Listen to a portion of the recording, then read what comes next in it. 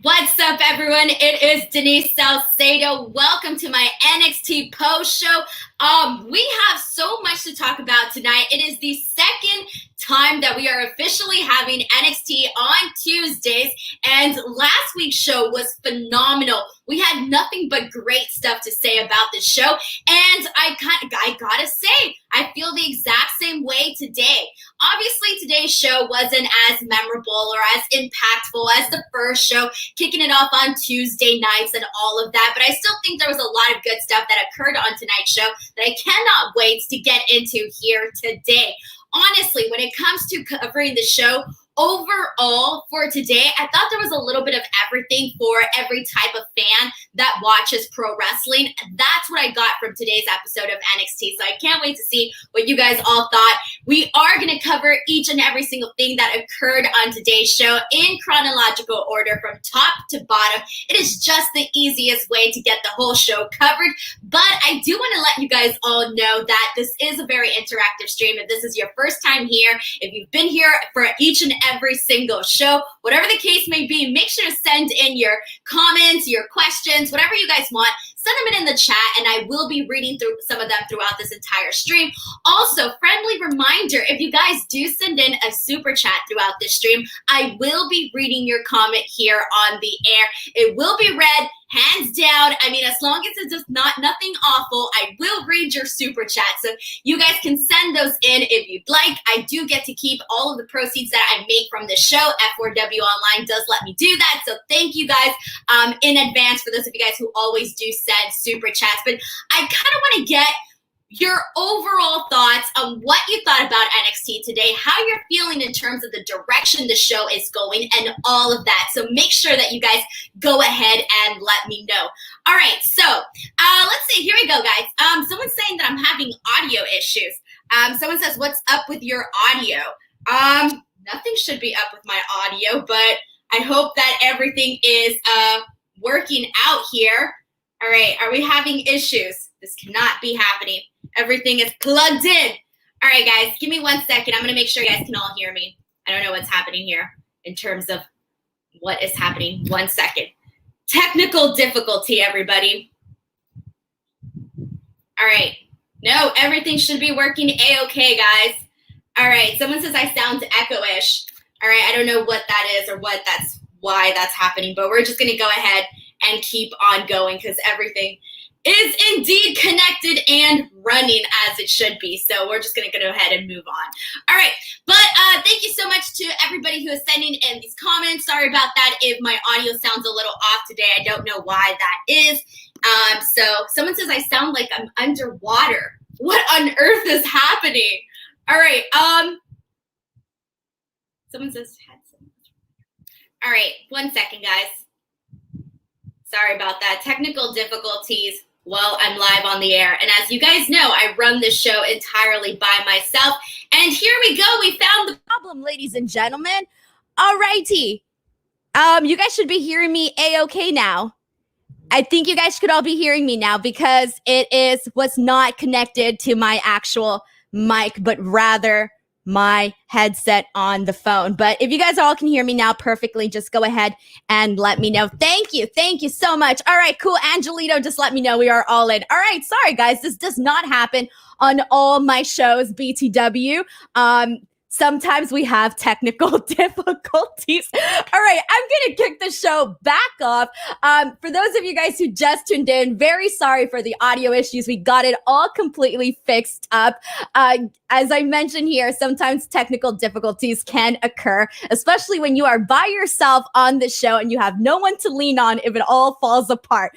All right, so NXT today really had a lot of good stuff to offer on today's show.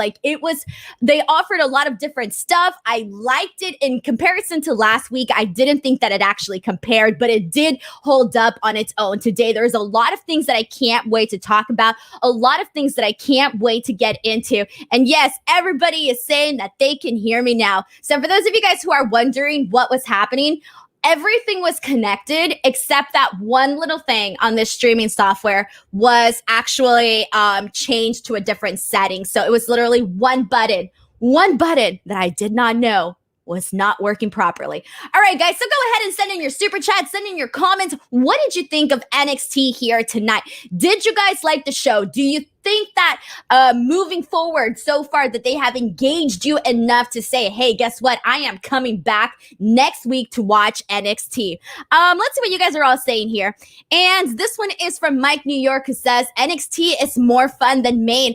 I have to say that unfortunately, due to how Raw was this week, it really wasn't the best way to kick off the wrestling week whatsoever. It was probably one of my least favorite Raws in a very, very long time. So I'm very happy that NXT is totally different from all of that. We have a comment from Jacob White, who says that he really enjoyed the show tonight. Pomi Wrestling says, 3 great matches. Not a fan of the Lumis and Indi Hartwell angle, but I'm in the minority. Only major issue is LeRae and Indi getting another title shot for no reason.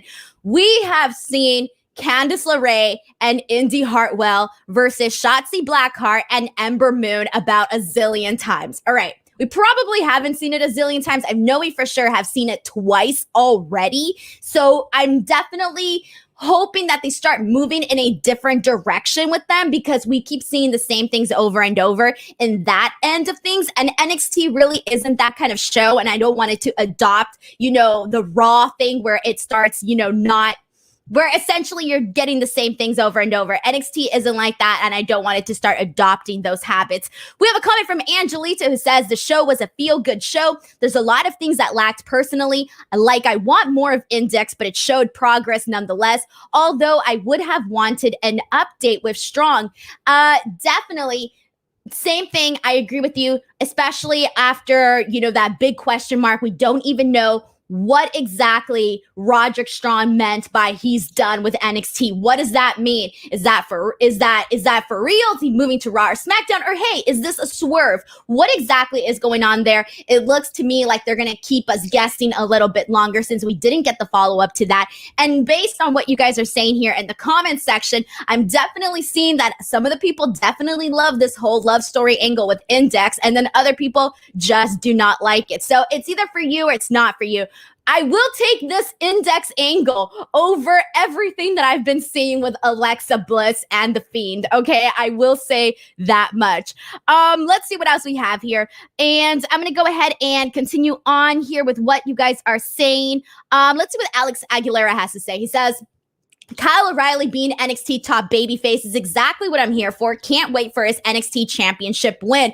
I definitely do not think that's going to happen just yet, because we all know that he's headed towards the direction of Cross based on what we saw here tonight. But I do think that Cross is going to hold on to that belt for a little bit. Whenever it's Kyle O'Reilly's turn to become NXT champion, I'm sure it will be great. But I think right now they are definitely going to give Karrion Kross his proper time.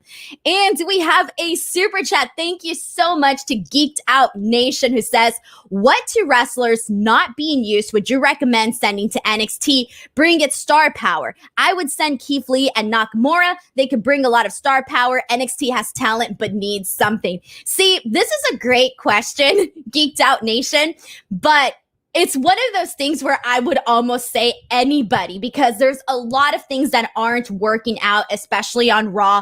We know that there's a lot of people that should be on NXT that could be on NXT and really do a lot more. But unfortunately, that's not going to happen, especially because right now they are switching things up, where NXT is being presented more as a developmental type of product instead of what we were seeing when they were doing the Wednesday Night Wars with AEW Dynamite. So I do like the fact that we are starting to see, people that we don't necessarily get to see all the time on NXT. We're seeing a very different shift in the direction in which they are going with NXT. And I really, really like that. One of the people that I would definitely love to see on NXT, and keep in mind that this list is kind of long, but I would obviously go with one of the main ones would be Chad Gable, because Gable is one of those people that can have phenomenal matches on NXT. And really, we just know that on the main roster, he's never going to be taken seriously. Never going to be taken seriously. I know that things have gotten better since him not being named Shorty G anymore, but that's not really what he's been doing with Otis. Necessarily hasn't been that great. So I would probably go with Chad Gable. But again, like I said, I would agree with you bringing back Keith Lee, heck, bringing back Aleister Black, just all of that. But so good question. Thank you so much to Geeked Out Nation for sending this in. We have another super chat from Michael Mathis who says, the Kushida Open Challenge is awesome and will be a terrific way to do a debut or two down the road. I love the fact that they are doing this Open Challenge with Kushida. I think that honestly, I tweeted this out and I stand by this statement. If you give Kushida 10 or so, however minutes on a weekly basis on NXT, he really will be delivering great matches. And we obviously saw an example of that today, which I will talk more about when we actually get to the actual match. But in terms of him as a champion and doing these open challenges, the fact that he is one of the most versatile guys on the NXT roster, I truly believe that he can have a great match with anybody. It doesn't matter who it is. Kushida could have a great match with him, and I do think that it will make the bout even that much better. One of the things that I loved about Santos Escobar being the champion is that he made the bout mean something. And now it going over to Kushida, I now feel like he's bringing even more to the bout, but in a different type of way than Santos Escobar was doing. So I do think that both guys are doing great stuff for the actual bout. And let's see what else we have here. All right, cool. So I'm going to go ahead and start kicking things off on the actual show and kind of go from there. Again, I will be reading your comments throughout the stream, so keep sending them in. You guys make the streams a lot more fun. All right, guys. So here we go. We kicked off NXT tonight with Kyle O'Reilly, but some of us probably saw Kyle O'Reilly and thought, what on earth is going on with him? Because he came out and he is dressed like literally every single guy in the the greater Los Angeles area, all right? He's got this like funky little hat. He's got his I Love Wrestling t-shirt. He's got his denim jacket. He's got all of this like very hipster type of vibe going on. And I'm thinking, okay, this is definitely not the Kyle O'Reilly that I know. It's different. I'm going to give it a chance. And I did. Look, I did not hate this version of Kyle O'Reilly that we got. I thought it was kind of funny the way that he was, wagging his arms, going about having this different type of swagger. But it was completely unexpected to have him come out like this, especially considering the fact that he just came off this like very serious feud with Adam Cole. So now it's like he's going in a totally different direction. At least that's what it felt like at the top of this, at the top of the show. So he basically says that he's going to go after Karrion Kross because Karrion Kross has something that he wants. And I am completely 113% invested in seeing Kyle O'Reilly versus Karrion Kross because Kross, we know that in terms of work rate as a champion, I don't think that he can have the type of matches that Finn Balor was having because Finn Balor is just at another level in terms of in-ring capabilities and all of that. Finn Balor is at a different level, but I think that him working with guys like Kyle O'Reilly would definitely help him look like a stronger champion. He already has the charisma. He already has the personality, the look, the star presence, and all of that. So having a feud with Kyle O'Reilly, in my opinion, is the best direction for both guys. You need to reward Kyle O'Reilly after that hot feud that he had with Cole. And you also want to make your champion look good. And you want to make sure that your champion has these great challengers as well. So obviously, Kyle O'Reilly is the way to go. And but during this, Cameron Grimes ends up interrupting him, and Cameron Grimes comes out and basically tells Kyle O'Reilly that they can work together, that they can go to the moon together. He starts giving him all these ideas of ways that he can brand himself, things that he can do. And I gotta say, this was really funny. And Cameron Grimes really is already, with all the ideas that he was pitching, a better manager, a better publicist than like half half of the people out here. But I like this. I thought this was pretty funny. Kyle O'Reilly ends up punching him in the face, and we all know this works into the main events later on tonight. Again, this was an interesting start for Kyle O'Reilly, something unexpected, and it almost feels like they're trying to find different facets of who Kyle O'Reilly can be, and we did get to see a glimpse of that today at the top of the show. And let's see what else we have here. We have a comment from Brandon who says that booking wise, it totally makes sense for Kyle O'Reilly to challenge Cross since O'Reilly just beat Cole. Exactly. Like, that was one of my predictions going into TakeOver Stand and Deliver. I was like, okay, whoever wins from this match between Kyle O'Reilly and Adam Cole is definitely going on to face whoever Finn Balor or Karrion Kross were to win. So it's like, whoever wins here will go on to face whoever wins here. And obviously, I was not even expecting Karrion Kross to win. And I really did think that it was going to be Kyle O'Reilly and Finn Balor. But either way, I like this direction that we are going in. We have a comment from Joseph who says that this was a pretty average episode. Nothing really happened. It was okay. It was fine. Again, it wasn't as groundbreaking as last week, but I thought it was perfectly fine. And let's see what else we have here. We have people making fun of Kyle O'Reilly's look. I feel that. And we have a comment from Sean who says that Riley dressed like a douchey Orange Cassidy and cut a weak promo. I don't really get him, he says. And I didn't like what he did to Grimes. He did nothing to deserve that disrespect. Made me sympathize with a heel.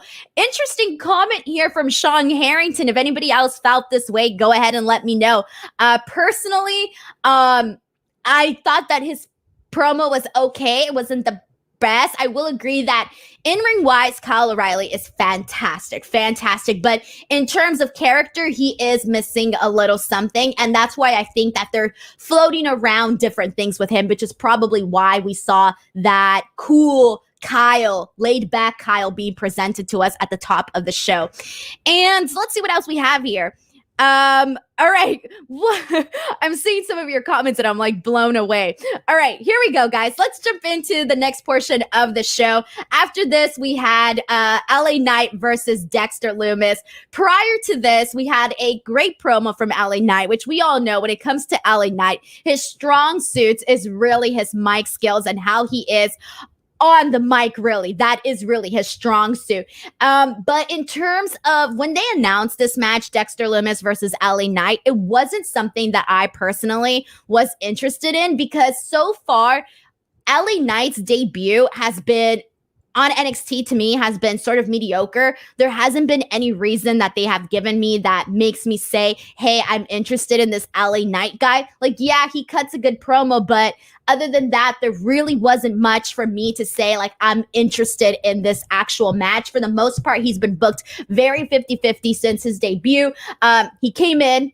He had his win against August Gray. He lost his second match to Bronson Reed, won the Battle Royal, and then he lost the Gauntlet elimination. So for me, it kind of made me a little uninterested in this match. However, going into LA Knight versus Dexter Lumis, I ended up liking this match much more than I expected it to. I think based on both guys and based on both of their limitations, I thought that this was the best possible match that they could have with one another. And for the most part, I thought that it delivered. It delivered in a different way. The start of the actual match, though, I did kind of feel was a little bit more, it was very, very, it gave me a very strong, like, Monday Night Raw vibes. You know, he comes out, LA Knight is, kind of killing some time outside the ring. I wasn't really feeling that. But once we actually came back, I think we had a commercial break and then we came back to the actual match was really when it started picking up.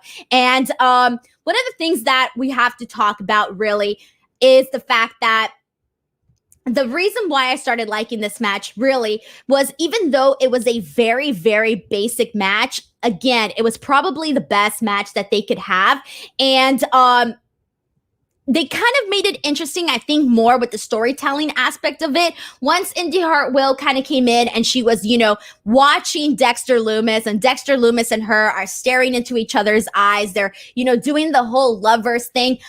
I'm on the side, and I know some people aren't going to like this, but I'm on the side where I like what they're doing with Index. I like this love story because for me, one of my major issues with Dexter Lumis was the fact that they kept just having him come out and he was the creepy guy, right? He was the creepy guy. He had creepy eyes and he looks at you and you're terrified of him.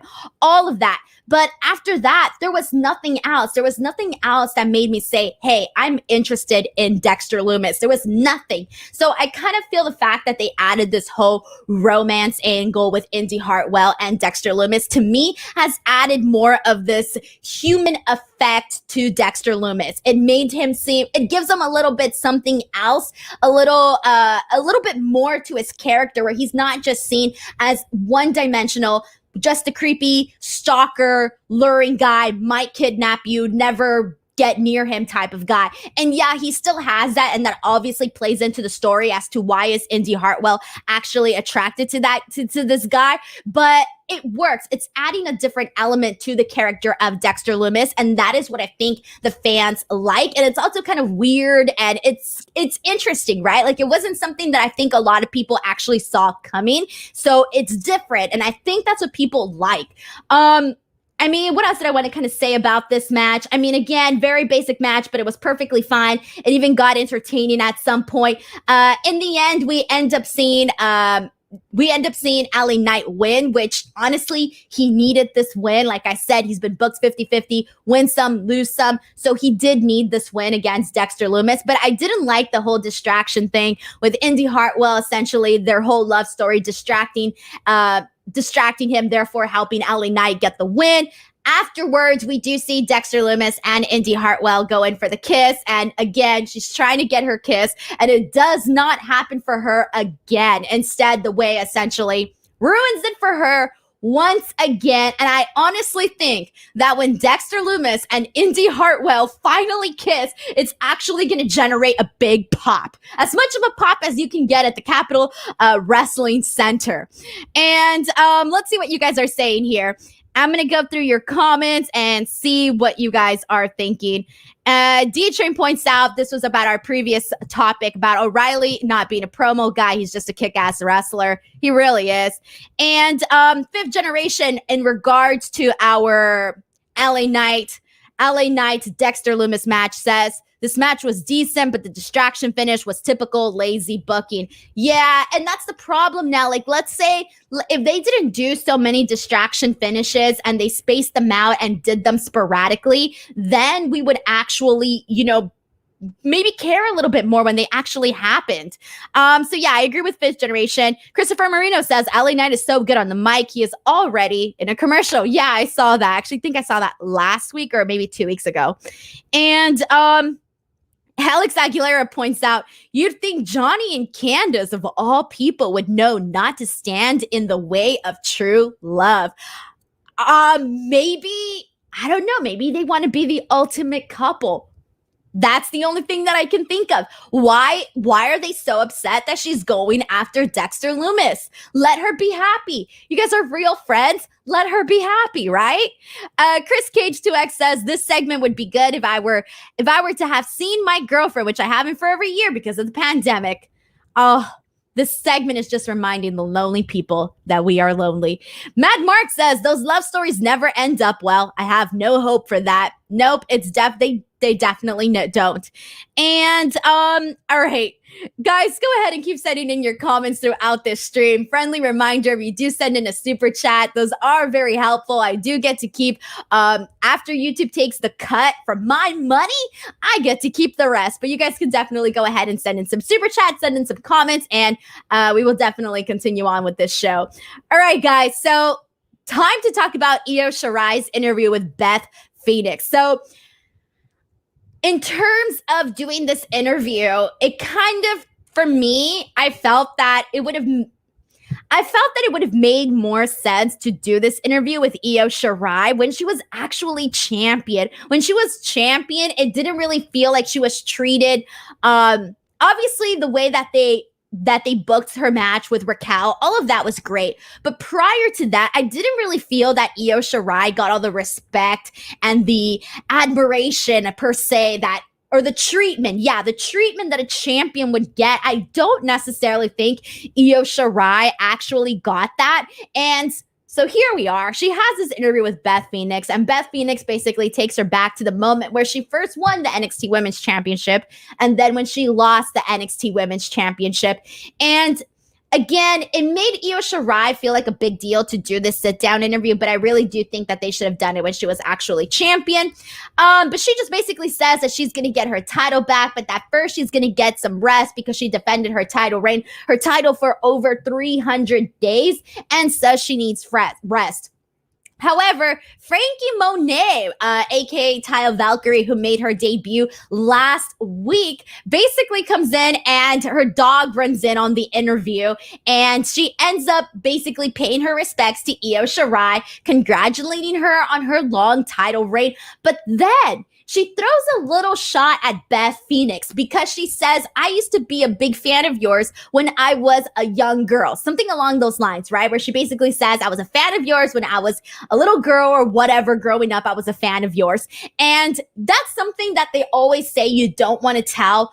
You never want to have a woman tell that to another woman because it just makes you feel old. And that's all fine and dandy, right? But here's the thing, though. Here's the thing, and this is why it was kind of dumb. So this was kind of dumb because Taya Valkyrie is only 3 years younger than Beth Phoenix, okay? When Taya was 3, Beth was 6, okay? Again, there's only a 3-year age gap. So this was kind of silly. But whatever, it's there. It happened. And thank you so much to Bylar Lasagna, who says, I rewinded to the beginning a few minutes late and you handled those audio issues like a pro. I'm gonna beat myself over it a million times. You have no idea. If anything ever goes wrong in my streams, I get so mad about it after the show. So after the show, I will be mad with myself over my audio issues at the beginning of this stream. All right, let's see what else you guys are saying here. In terms of how you guys felt about this, people are basically pointing out the fact that she is only, again, there's only that 3 years difference there with them. Now, here's the thing too. I really hope that they don't necessarily forget about this tease that they did last week with Franky Monet and Raquel. It kind of feels to me like we're not necessarily going to get Franky Monet versus Raquel right away. And I kind of wanted that. I know that maybe they want to make it more spectacular, but I'm a little bit underwhelmed by the fact that we might be seeing Raquel versus Mercedes Martinez, because Mercedes Martinez did cut a promo on Raquel later on the show, basically calling her out and all of this. And to be honest, it kind of felt a little underwhelming. I don't necessarily know that I don't necessarily feel as interested in seeing Raquel versus Mercedes Martinez, especially as her first challenge as champion. I kind of hope that we do get to see Raquel versus Franky Monet instead. I feel to me that would be a lot hotter than doing Mercedes Martinez versus Raquel, especially because, again, this will be Raquel's first official, challenge as champion. And secondly, Franky Monet just made her debut. She's coming in hot. I mean, if you want to keep her that way, heck, have her go into this feud with Raquel, but that's my personal opinions on that. And let's see. This is from Joseph, who says, I'm underwhelmed with Raquel versus Mercedes. Mercedes could succeed on the main roster on her own, but I think Triple H wanted her back. Brandon says Monet should win some matches before challenging Raquel, though. I'm looking forward to that match for sure. I'm sure it's going to be a perfectly good match and all of that, but it's just, to me, like, there's really nothing there that I'm, like, gravitated towards. It kind of feels just like, feels okay. All right. And they teased it last week, really. So I do think that it would make more sense, though. Stephen Kramer says Franky shouldn't get given it right away, just built it a little bit. I get all of that, but again, it feels underwhelming. I would have liked to see Franky Monet instead. All right. And let's go ahead and move on from this. So after this, we had let's see, where are we at here? All right, so after the Io Shirai Beth Phoenix interview, we had Breezango versus the Grizzled Young Veterans, and they come out Breezango comes out and they're dressed like Queen's guards. That was a little funny, a little extra touch. I didn't mind that. Hey, add something. I'm cool with it. This was a nice start. They had a really nice start to this match. I was invested in this match, and I just got to say that both of these teams have seriously been killing it. Every time Breezango has been featured in any sort of match, I mean, they have been killing it on NXT, and I feel like anytime I can count on them to have a good match is what I'm saying. And same thing with Grizzled Young Veterans. At the start, to be honest, I really wasn't the biggest fan of Grizzled Young Veterans, but they've been having great matches too. So personally, they've won me over as a fan here. This match essentially ends because James Drake pretends to have an injury. Zach Gibson uses that as an opportunity to poke the eyes of Fandango, and that essentially ends up leading to the finish in which Grizzled Young Veterans win. Now, I was expecting Grizzled Young Veterans to win this match, but I gotta say, all of the fire that we saw from Tyler Breeze and just the fact that we've been seeing consistently good matches from Breezango kind of made me want to see Breezango win this match. So yeah, we got Grizzled Young Veterans, and I knew that that was going to happen. I knew that they were going to be winning this match and all of that. But personally, I kind of wanted to see Breezango pick up the win here. That is honestly how I felt about this. And other than that, this was a perfectly fine match here. All right, and then BTW, for those of you who are just tuning in, whether you're watching live or you're watching the replay of this, or the audio listeners, wherever it is that you're listening to this podcast, I do want to remind you all that I will be back here tomorrow, Wednesday, after AEW Dynamite. So Dynamite shows are always a lot of fun. They always give us so much to talk about, and it's always really great to come in here and chat with you guys about AEW Dynamite. So if you guys want to catch my Wednesday night show, make sure to tune in. Plus, also, on Fridays, I am now here as well talking about Friday Night Smackdown. And the Smackdown shows, to me, are very relaxing because it's the Friday, it's the end of the week. We're kind of just chilling, waiting for that weekend to come. So if you guys want to come in and talk about Smackdown, you guys can go ahead and do so. Again, I'm on Tuesdays right after NXT. I'm on Wednesdays for AEW Dynamite, and I'm on Fridays for Friday Night Smackdown. Once again, make sure to join. Again, the streams are always a lot of fun. Also, friendly reminder, do not forget to follow me on Twitter and or Instagram at _ Denise Salcedo if you haven't already. But let's go ahead and continue on. Let's see what you guys are all saying. All right, we have a comment from Lauren who says, I'm British and love the cosplay by Breezango. Grizzled Young Veterans always have hard-hitting matches. This one was no exception. I think Lauren kind of nailed it on the head here. Yeah, exactly. I thought the cosplay was a little extra fun touch. Why not? And Grizzled Young Veterans have been having these hard-hitting matches, and they've been having good matches when it doesn't really matter what team. So I like that. I like that. I've become a bigger fan of theirs, that's for sure. Sean Harrington says, I'm tired of Breezango just being used as jobbers. Tyler Breeze is so underrated. Exactly. That's exactly what I'm saying here. Like Tyler Breeze, when you were watching him in this match, I felt that, again, he brought this life into his matches. He brings so much energy. I said, he brings all of this fire, and you really do see that in him. You can definitely see that he wants to do more. And I feel like Breezango, even though they were NXT champions, tag team champions in the past, I do always feel though that they have too much of that, that main roster comedy stigma so much attached to them that they haven't necessarily been seen completely as, you haven't seen them the way that I think that they should be seen, in terms of they should be taken more seriously. And that is why I kind of want to see them get an actual opportunity once again. Again, I know they've been champions before, but I do think that they can have a serious title run as tag team champions if they did it once again. But again, there's so many tag teams that you can say that about. But again, Breezango deserves better. And anything else here? All right, cool. We're going to go ahead and actually read this comment from Pomi, who says, Breezango deserved a longer title run, or at the very least, a takeover title defense. Exactly.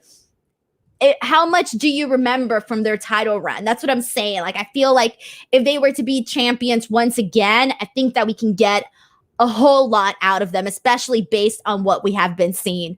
All right, guys, let's go ahead and move on. So after this, we had the Indi Hartwell interview backstage with Mackenzie, but they don't let her talk. Once again, she's trying to talk about the whole situation with Dexter Lumis, but they don't let her talk.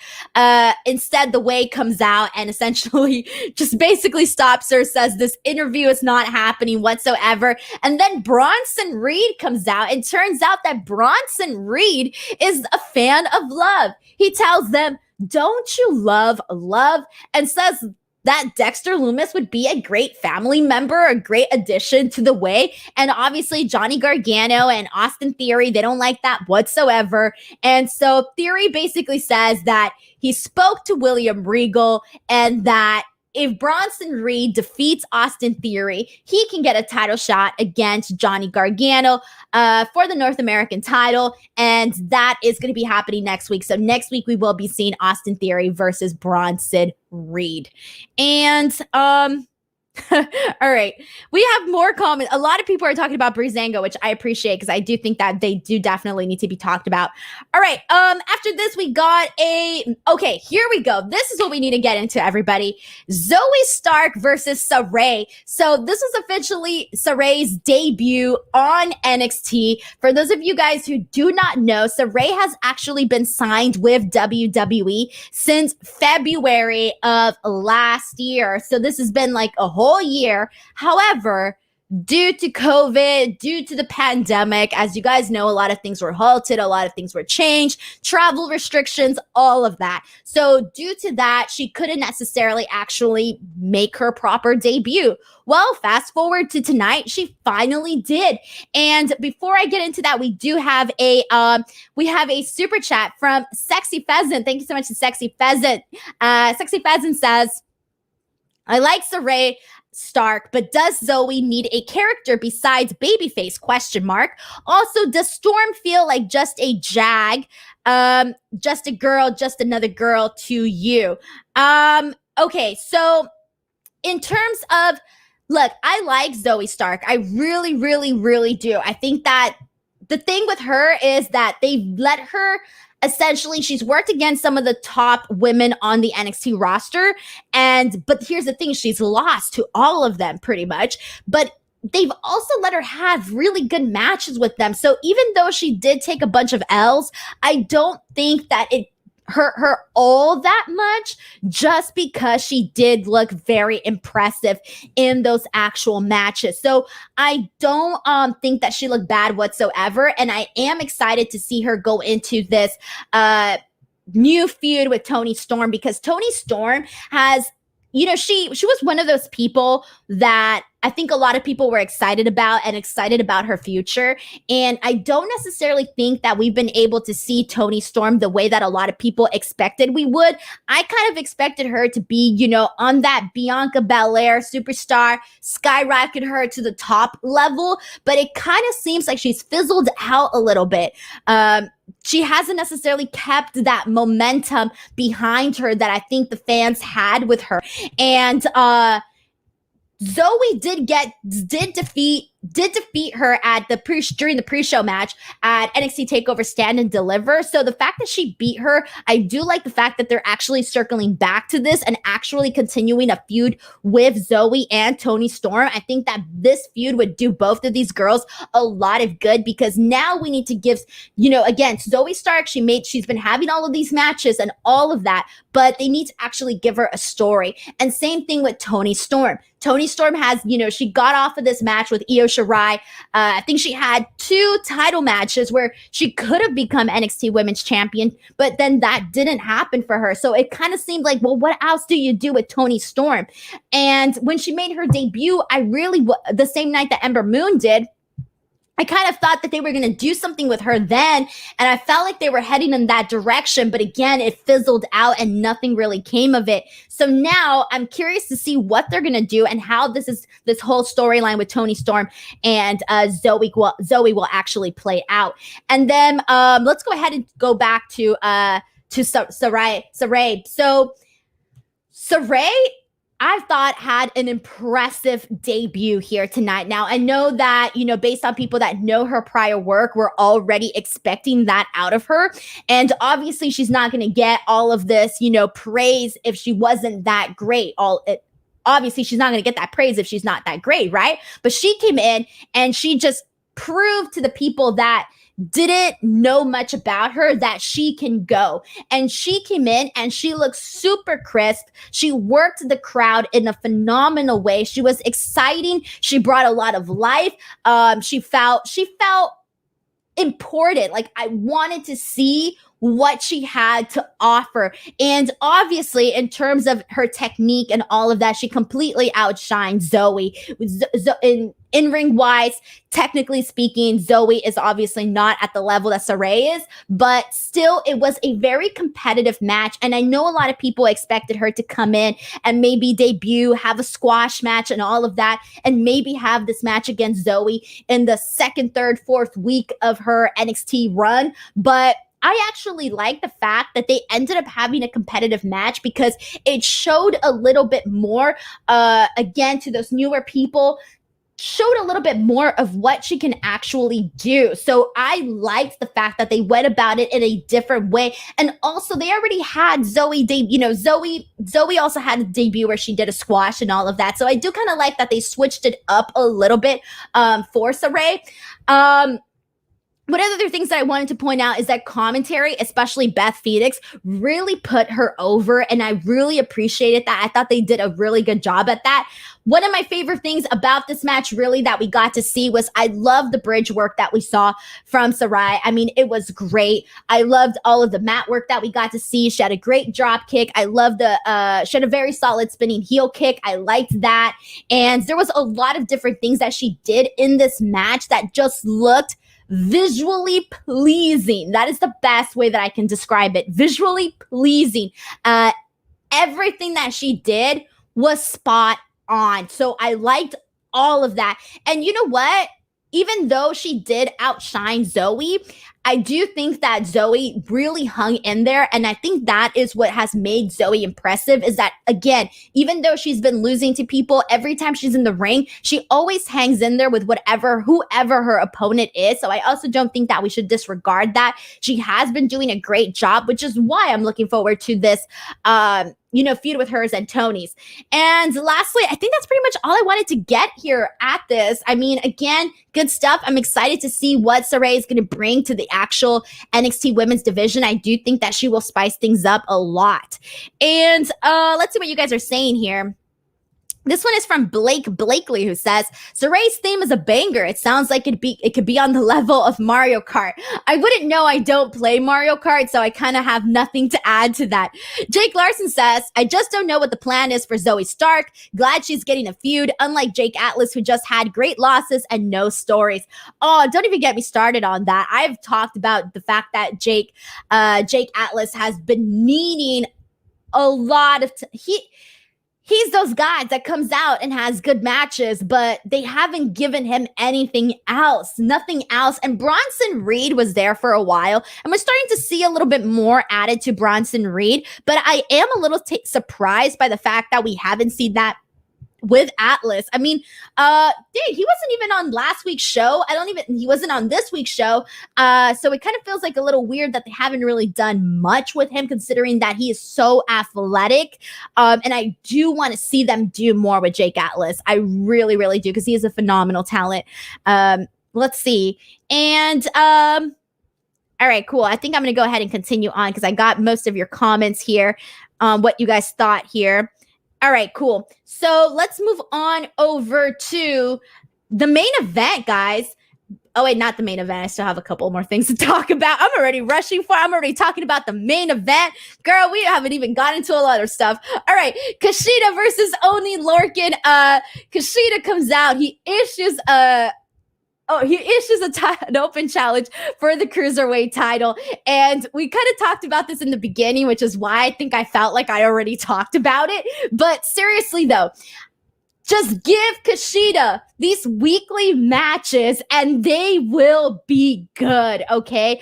I'm not the biggest fan of Oni Lorcan. I don't really wouldn't call myself the biggest fan of his, all right?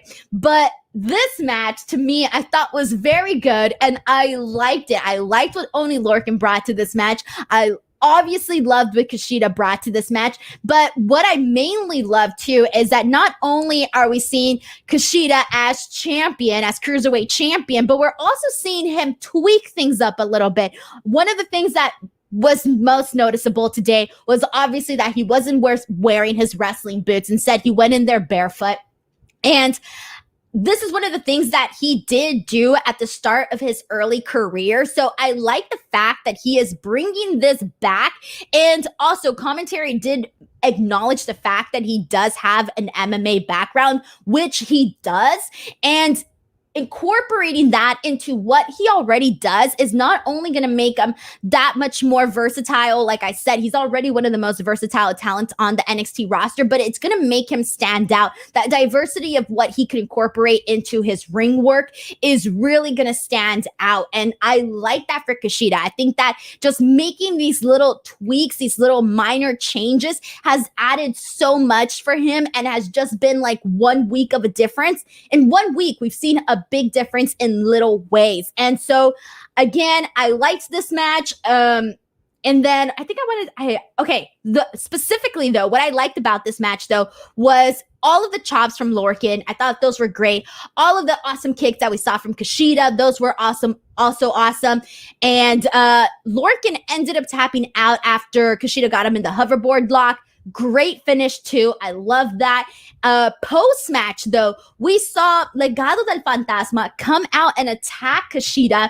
And then after that, MSK comes out to help even out the odds. And now next week, we are going to be seeing a 6-man between Kushida, MSK versus Legado del Fantasma. And I will tell you this right now. I already know I am going to love that match because that is a match. That is a Denise Salcedo match. I don't know how else to say it that way, but that is the kind of match that I want to see, and we are getting it next week. So good stuff with Kushida. I hope they continue this. Obviously, based on the fact that they already announced this 6-man tag, we already know that they are heading in a good direction with Kushida.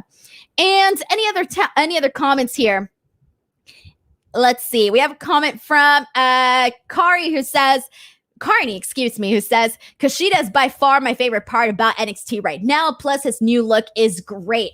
Yeah, exactly. Those minor tweaks really helped make a world of a difference. And I like this because I feel like a lot of times you see somebody become a champion. Next night they come back, they're pretty much exactly the same. But no, he tweaked it up. He changed it and it felt new. I liked that. I like that they did this. He's champion now. Add something different. Good idea. And again, one of the best talents on the NXT roster, period. And he was one of those guys where for a while I just kept saying, yeah, we're seeing great matches. We're seeing great matches for Kushida, but what else? What else? When are we actually going to get somewhere with him? And we're finally getting to reap some of those rewards. We have a super chat from Brandon. Thank you so much to Brandon Charles Powell for sending in the super chat. He says, the Kushida Open Challenge reminds me of when Cena did the US title Open Challenges. How it gets the talent over and the championship over. Exactly. Now, I know we've been seeing a lot of open challenges in the past couple of weeks throughout wrestling because I've been talking about it, but it works in the situation and I'm a fan of it. And again, just keep giving Kushida all of these great matches, all of these great opponents, and it just works. All right. So thank you so much to Brandon for sending in this super chat. And Andrew Contreras says, who takes the title from Walter?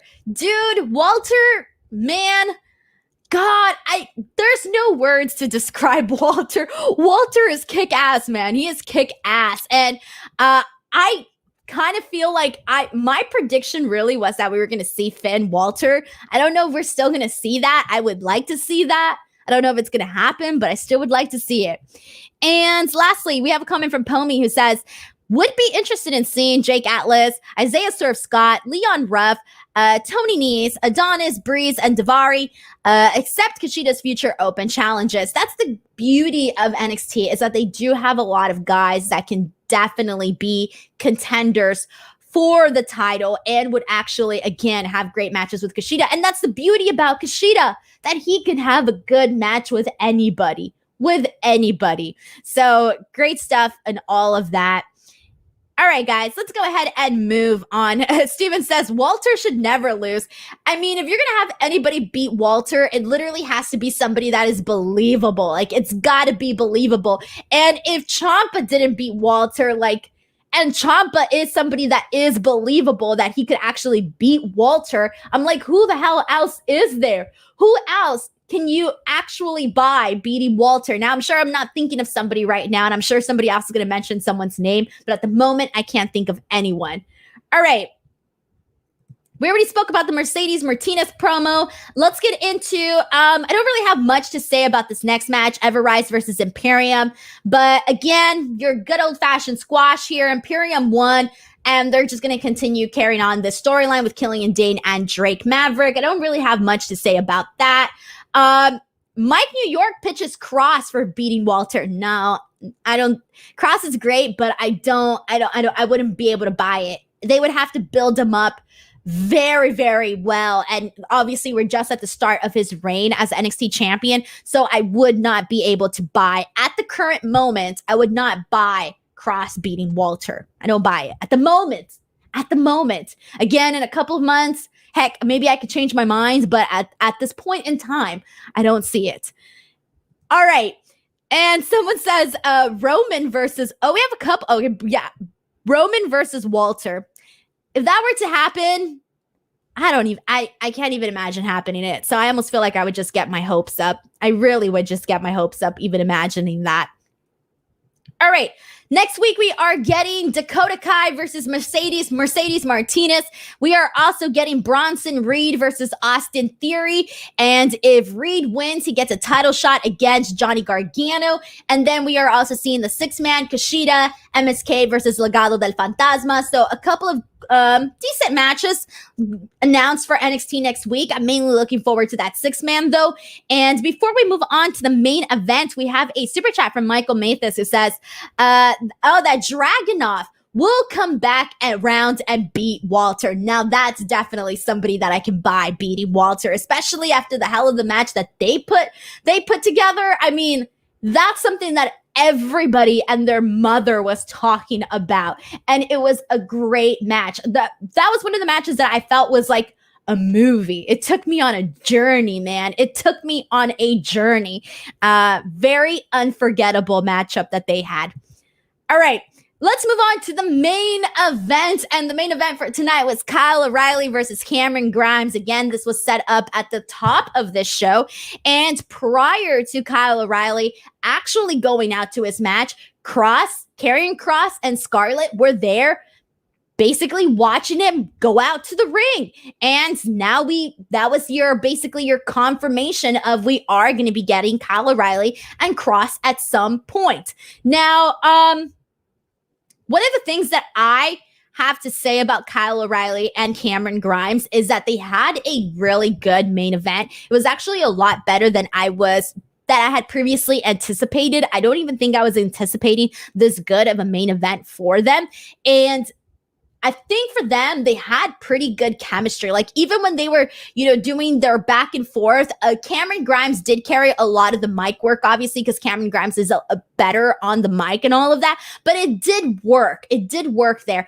But again, this match turned out better than I expected. I loved all the kicks from Kyle O'Reilly. And the thing that I specifically like with Cameron Grimes is the fact that he has this very goofy character, and we all know that. He does a lot of the comedy side of things.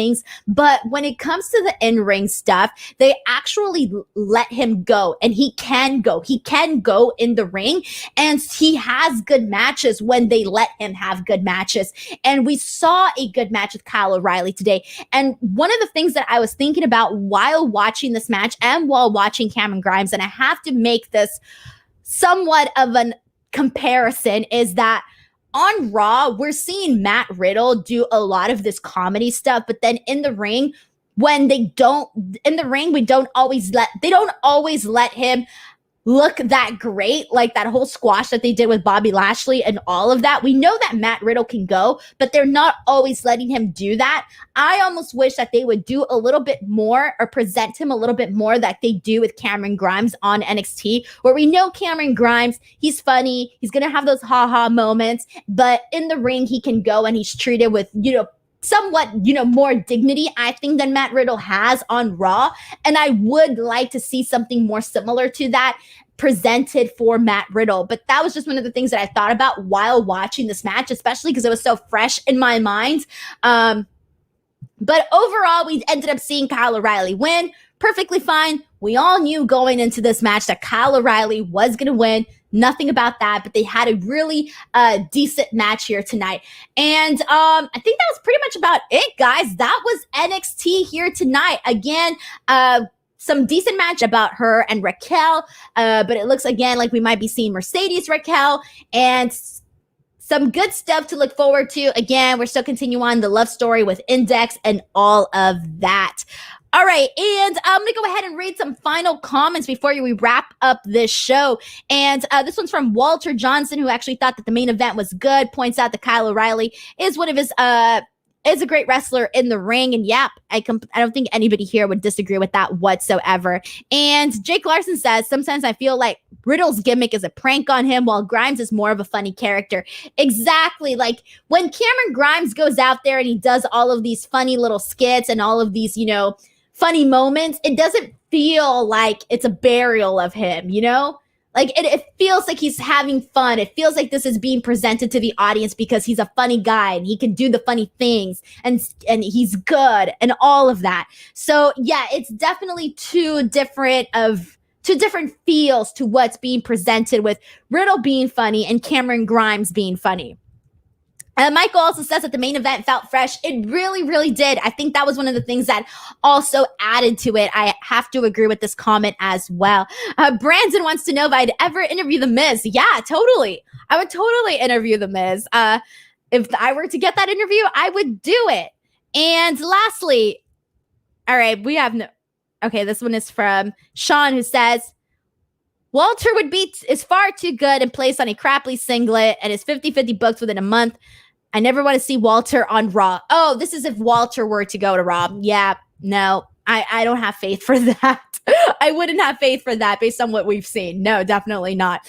All right, guys. So there you go. That was NXT here tonight. Before I exit out, I do want to remind you guys all not to forget to come back tomorrow night for my AEW Dynamite post show. And then Friday, I will be on for Smackdown. So make sure you guys come into the shows, guys. I want to keep making sure that more people come into the streams, more people watch, give the show a chance. I think for the most part, we all have a good time. So spread the word. Help me spread the word about the show. You guys can help me by giving this video a like, sharing it if you guys want, or just leaving a comment. Even a comment goes a long ways into getting people to check out this show. Lastly, I do want to let you guys all know that I am now helping run the Wrestling Observer F4W Instagram account. So if you guys haven't followed the new official Instagram page, please make sure to do so. It's at WON F4W. I did share it on my Twitter account. You guys can click on the link there. Make sure you guys go ahead and follow that Instagram account. I will be posting a lot of cool graphics, helping you guys keep up to date with the news and all of that stuff. So make sure you guys go give it a follow, drop some likes in there and all of that stuff. Last thing I do want to add, on Thursday, I will be on Sean X-Pac Waltman's podcast. Once again, for those of you guys who do not know, I did work with X-Pac for almost 3 years on his podcast. He has now completely revamped his podcast, Pro Wrestling for Life, and I will be a guest in one of the final segments where we talk about WCW Fall Brawl 1997. We talk about the War Games match. That is going to be out on Thursday. I will be sharing the link to that on my Twitter page. So if you guys haven't already, make sure you guys go ahead and follow me on Twitter and or Instagram at _ Denise Salcedo. Other than that, I will see you guys tomorrow for AEW Dynamite. Goodbye, everyone. Take care. Thank you guys so much for watching.